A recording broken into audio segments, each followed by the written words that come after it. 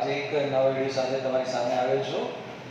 વિષય ગણિત અને બહુ સહેલું પ્રકરણ છે સંભાવના, અને આપણી વાર્ષિક પરીક્ષા એટલે કે ધોરણ 10ની બોર્ડની પરીક્ષા માટે ખૂબ જ મહત્વનો આ પ્રકરણ કહી શકાય.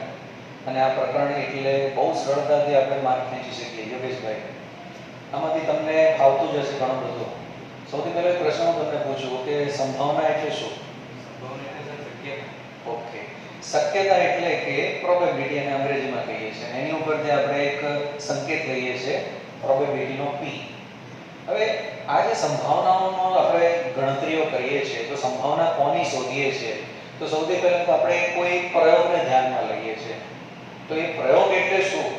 તો ધારો કે તમે જમવા બેઠા, તમે કેટલા કોળિયા ખાધા, તો આપણે એક પ્રયોગ થઈ ગયો. તમે પરીક્ષા આપી, આપણે એક પ્રયોગ થઈ ગયો. પંખો ફેરવ્યો છે, 1 મિનિટ પંખો ફેરવ્યો છે, તો એ પંખો કેટલી વખત ગોળ એનું પરિભ્રમણ કર્યું છે, તો એ પણ એક પ્રયોગ થઈ ગયો. આજે તમે રસ્તા ઉપર વાહન લઈને જઈ રહ્યા છો, તો રસ્તામાં તમે શું જોયું એનું તમે અવલોકન કર્યું. કેટલી દુકાનો, કોની કેટલી આવી, એ પણ એક પ્રયોગ કહી શકાય. તો આમ પ્રયોગ એટલે જુદી જુદી પરિસ્થિતિઓનું અવલોકન કરીને એમાંથી તમે કંઈક પરિણામ મેળવો છો. ધારો કે એક બોક્સ છે, તો બોક્સમાંથી તમે એક દડો કાઢો છો, તો આ એક પ્રયોગ છે. તમે પત્તા રમી રહ્યા છો, રમતની અંદર પણ પ્રયોગ છે. પત્તા રમી રહ્યા છો, તો 52 પત્તા આપણી પાસે હોય, એમાંથી એક પત્તું ખેંચી છે, આ પણ એક પ્રયોગ છે. તમે ક્રિકેટ રમો છો, તો ક્રિકેટ રમો છો, કાં તો તમે હારો છો, કાં તો તમે જીતો છો, અથવા તો મેચ ટાઈ થાય છે, તો આ પણ એક પ્રયોગ છે.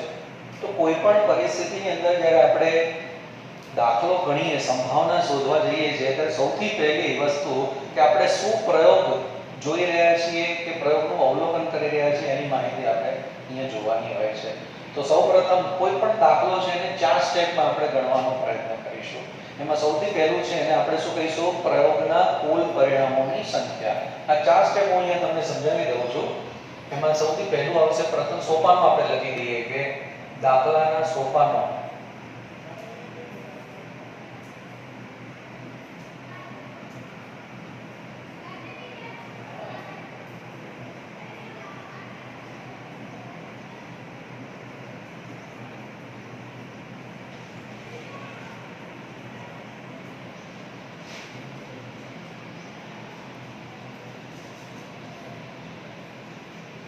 પહેલું સોપાન.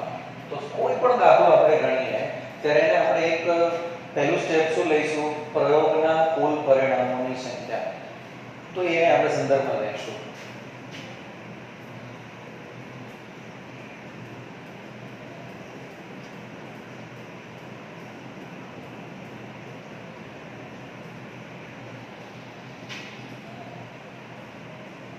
બીજું સ્ટેપ, તો આ પ્રયોગની અંદર જુદી જુદી પ્રકારની પરિસ્થિતિઓ ઉત્પન્ન થાય છે. એ પરિસ્થિતિઓને આપણે નવું નામ આપીશું, જેને આપણે કહીશું ઘટના. અંગ્રેજીમાં એને ઇવેન્ટ કહેવામાં આવે છે. તો ઘટના શબ્દ છે એને આપણે અહીંયા આગળ ઇન્ટ્રોડ્યુસ કરીએ છીએ.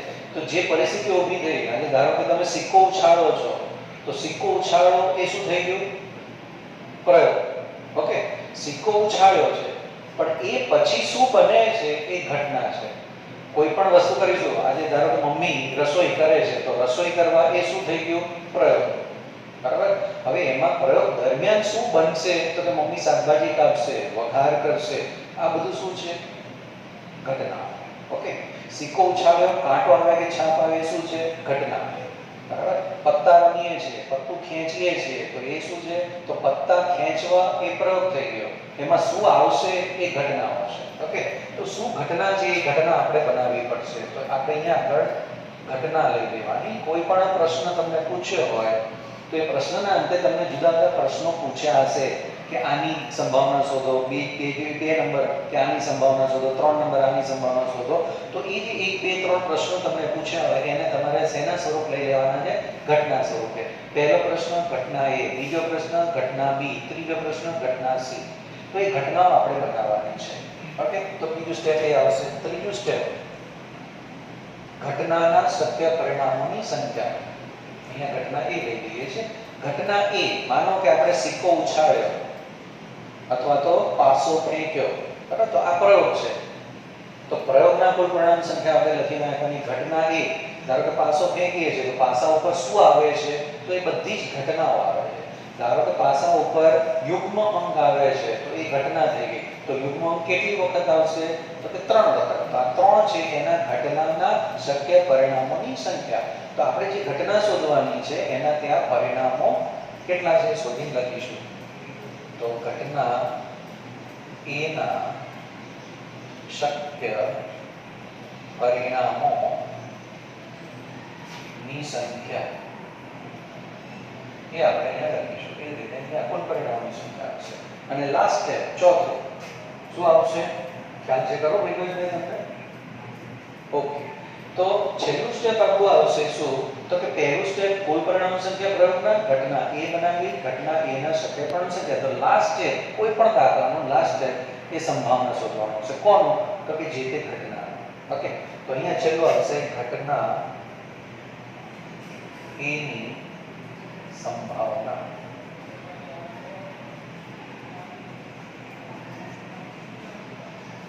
તો અહીંયા P A લખ્યું છે. A શું છે?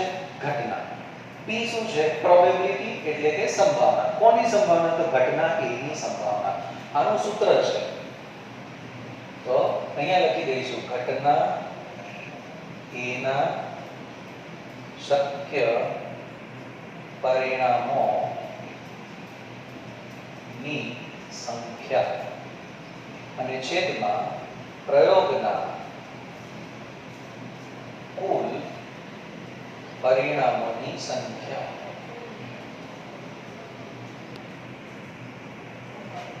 આ સૂત્ર યાદ રાખી લેવાનું છે. કોઈ પણ દાખલો ગણીએ તો એ લખવામાં આવે છે.